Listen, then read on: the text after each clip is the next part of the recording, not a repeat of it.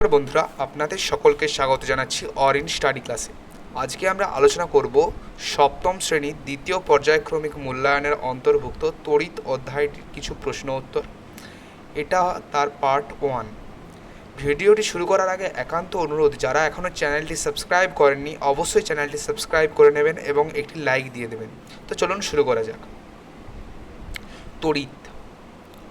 আমি আজকে কেবল শর্ট কোশ্চেনগুলি আলোচনা করছি। এর পরবর্তী ক্ষেত্রে পরবর্তী ভিডিওতে আমি বড় কোশ্চেনগুলিও আলোচনা করব। টর্চ লাইটে সাধারণত কোন ধরনের সেল ব্যবহার করা হয়? শুষ্ক তড়িৎ কোষ। বৈদ্যুতিক বাল্বের যে অংশ থেকে আলো নির্গত হয় সেটি হলো ফিলামেন্ট। তড়িৎ কোষ আসলে কোন শক্তির উৎস? এটা হলো বিদ্যুৎ শক্তি। হাতঘড়িতে কোন ধরনের সেল ব্যবহার করা হয়? বোতাম সেল। প্রাইমারি সেলের অন্য নাম কি? Disposable sell.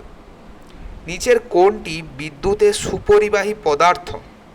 অ্যালুমিনিয়াম। শুষ্ক তড়িৎ কোষের ধনাত্মক প্রান্ত কোনটি? ধাতব টুপি যে প্রান্তটিতে থাকে সেটি। ব্যাটারির ধাতব চাকতির পাশে কোন চিহ্ন থাকে? মাইনাস বা ঋণাত্মক চিহ্ন। সমপ্রকৃতির তড়িৎযুক্ত দুটি বস্তুর মধ্যে কি ঘটে? বিকর্ষণ। প্রতিটি সেল 1.5 ভোল্ট হলে 9 ভোল্ট ব্যাটারি তৈরি করতে কয়টি সেল প্রয়োজন হবে? এটা হচ্ছে 6টি। কোন যন্ত্রে তড়িৎ চুম্বক ব্যবহার করা হয় না? বৈদ্যুতিক বাতি বা বৈদ্যুতিক আলোতে। বৈদ্যুতিক সার্কিটে নিরাপত্তার জন্য ব্যবহৃত হয় কোনটি? এটা হচ্ছে ফিউজ তার। তড়িৎ চুম্বকের শক্তি সর্বাধিক বাড়ে যখন পাক সংখ্যা ও প্রবাহ সংখ্যা একসাথে বাড়ানো হয়। এলইডিতে বিদ্যুৎ প্রবাহিত হলে কোন শক্তি রূপান্তর ঘটে? এটা হবে আলোক শক্তিতে রূপান্তরিত ঘটে। এলইডি এর মধ্যে কোন অংশটি থাকে না? ফিলামেন্ট থাকে না। ইলেকট্রিক বাল্বের ফিলামেন্ট কোন ধাতু দিয়ে তৈরি? টাংস্টেন। ইলেকট্রিক ইস্ত্রি কুণ্ডলী তৈরি হয় নাইক্রোম তার দিয়ে। তড়িৎ প্রবাহের তাপীয় ফলের ব্যবহারিক উদাহরণ বৈদ্যুতিক বাল্ব।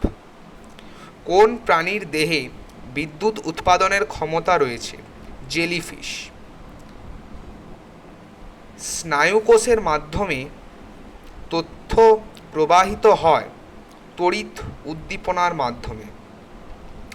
হৃদস্পন্দন পরিমাপ করা হয় কোন যন্ত্রের সাহায্যে? এটা হবে ইলেকট্রোকার্ডিয়াম। শূন্যস্থান। আজ বেশি শূন্যস্থান আলোচনা করব না, কয়েকটা মাত্র করব।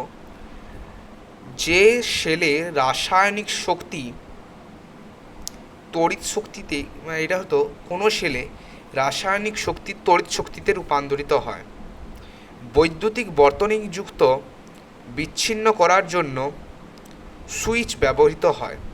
টর্চের সুইচ অন করলে বাল্বের ভেতরের যে অংশটি জ্বলে সেটি হলো ফিলামেন্ট। 2 বা ততোধিক সেল একসঙ্গে যুক্ত থাকলে তাকে বলা হয় ব্যাটারি। টর্চের ভেতরে যে ব্যাটারি থাকে তা হলো আসলে নির্জল কোষ। তারপরের প্রশ্ন, টর্চ জ্বালাতে সাধারণত ড্রাই সেল ব্যবহৃত করা হয়। সেলের ধনাত্মক প্রান্ত বা প্লাস প্রান্ত চিহ্ন দ্বারা প্রকাশিত হয়। বর্তনী অঙ্কনে দুটি সেলের প্রতীক সাধারণত লম্বা ও ছোট সমান্তরাল রেখা দ্বারা দেখানো হয়। কোনো পরিবাহীর মধ্যে তড়িৎবাহী কণাগুলি নির্দিষ্ট দিকে চললে সেখানে তড়িৎ প্রবাহ সৃষ্টি হয়। বাল্বের 2 প্রান্তকে সেলের 2 প্রান্তের সঙ্গে যুক্ত করার ব্যবস্থাকে সার্কিট বা বর্তনী বলা হয়। আজকের জন্য এতটাই। দেখা হবে নেক্সট ভিডিওতে।